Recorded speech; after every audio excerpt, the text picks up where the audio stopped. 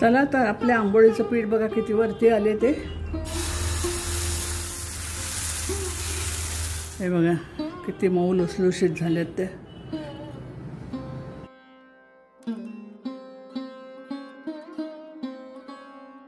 नमस्कार, वाव न्यानीमध्ये तुमचं स्वागत आहे। आज आपण दाखवणार आहोत आंबोळ्यांचा प्रकार।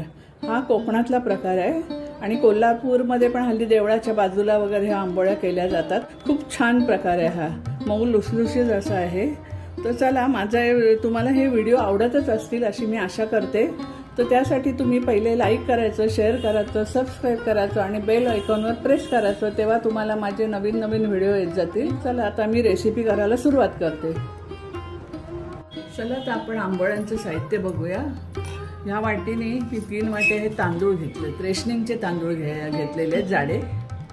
1 वाटी उडीद डाळ घेतलेली आहे ही, आणि पोहे घेतलेले आहेत 1 वाटी, आणि थोड्याशा मेथ्या घेतलेल्या आहेत। आता हे सगळं मी स्वच्छ धुते आणि भिजत घालते। 3-4 तास आपण चांगले भिजून घेऊया आणि मग ते वाटायचं।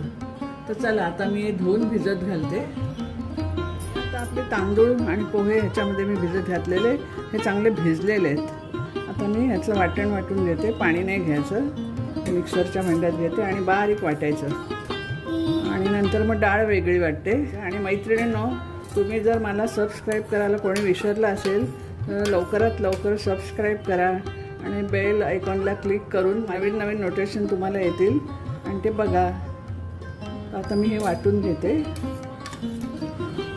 2 बॅचला वाटून घेते आणि थोडंसं पाणी घालते, लागेल तसं पाणी घालायचं, पण एकदम पण पातळ नाही करायचं। आणि परत हे वाटून झालं का परत ह्या टोपामध्ये हे ठेवून द्यायचं, 1-1.5 तास ठेवायचं, म्हणजे ते चांगलं फुगून वरती येते आणि मग आपण आंबोळ्या करायला सुरुवात करायच्या।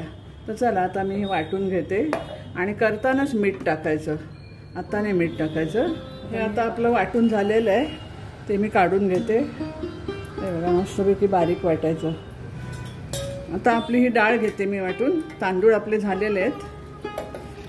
आता ही आपली डाळ पण वाटून झालेली आहे, ती आता मी ह्या तांदळाच्या पिठामध्ये मिक्स करते आणि दोन्ही ही पिठं आता एकत्र करते, चमच्याने घाटून घेते, असं थोडंसं पाणी घालते ह्याच्यामध्ये।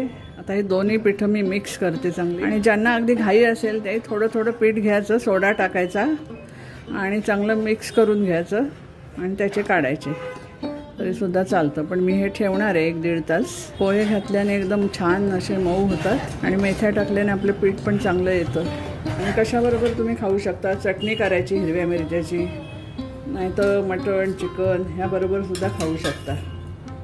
आता हे सगळं मी मिक्स केले आणि मग 1-1.5 तास झाकून ठेवूया आपण। चला तर आपल्या आंबोळीचं पीठ बघा किती वरती आले ते। आता ह्याच्यात आपण मीठ टाकणार आहोत आपल्या चवीप्रमाणे, थोडं मी दुसऱ्या एका पातेल्यात काढून घेणार। चटणीसाठी तयारी केलेली आहे। ह्या मिरच्या घेतल्या 3, डाळबं घेतले, मीठ घेतले, जिरं, साखर, कोथिंबीर आणि थोडं आलं घेतले, आणि हे लिंबू आणि हे खोबरं। आता हे मिक्सरमध्ये मी सगळं चटणी वाटून घेते बारीक। आता आपली चटणी वाटून झालेली आहे, मस्तपैकी बारीक झाले। त्याच्यात मी लिंबू पिळलं ते अर्ध। आता ह्याला पाहिजे असेल तर तुम्ही फोडणी देता किंवा असं खाल्ले तरी चालते, पण मी आपली मोहरीची फोडणी देते जराशी। मस्तपैकी झालेली आहे चटणी। आता आपण आंबोळ्या करायला घेऊया। आता मी इथे हा फ्राय पॅन तापत ठेवलेला आहे, त्याच्यामध्ये थोडं तेल टाकूया, थोडं अगदी टाकायचं, आणि जरा टिश्यू पेपरने पुसून घेते। तापलेला आहे आपला फ्राय पॅन, आणि हे बघा मी पीठ एका ह्याच्यात काढून घेतलं थोडं आणि मीठ टाकलं।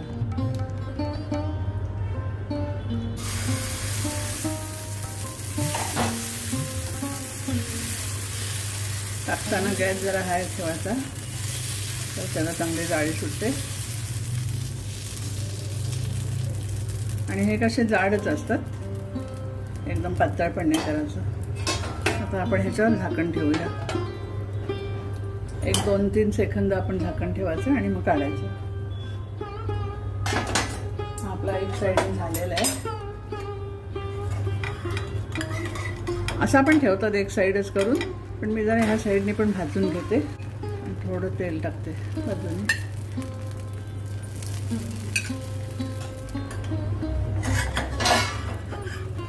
बघा किती छान झालंय. जाळी पण छान सुटते याला. हे बघा तेला झालेलं आहे. तो असे मऊसूत होतात. हे बघा तुटत नाही. आणि असे संध्याकाळ परत सुद्धा मऊच राहतात ते. दुसऱ्या शेगडीवर मी आता हे तेल तापत ठेवले आपल्या चटणीला फोडणी द्यायला. त्याच्यात मोहरी टाकते आणि थोडंसं हिंग टाकते अगदी. हे आपली चटणीची पण फोडणी झाली बघा. तडतडले चांगली. आता ही आपण ह्या चटणीवर ओतूया आणि मिक्स करूया. आता हे आंबोळ्या आणि चटणी मी सर्विंग डिशमध्ये लावून घेते. चला मैत्रिणींनो, आपल्या आंबोळ्या तयार आहेत बघा. मस्तपैकी चटणी तयार आहे. तर या खायला. आणि ही बघा कुठल्याही काढा तुम्ही, जाळं चांगली सुटलेली आहे. आणि ह्या करायला पण सोप्या आहेत. कोणालाही करता येतील अशा आहेत ह्या. हे बघा किती मऊ लुसलुशीत झालेत ते.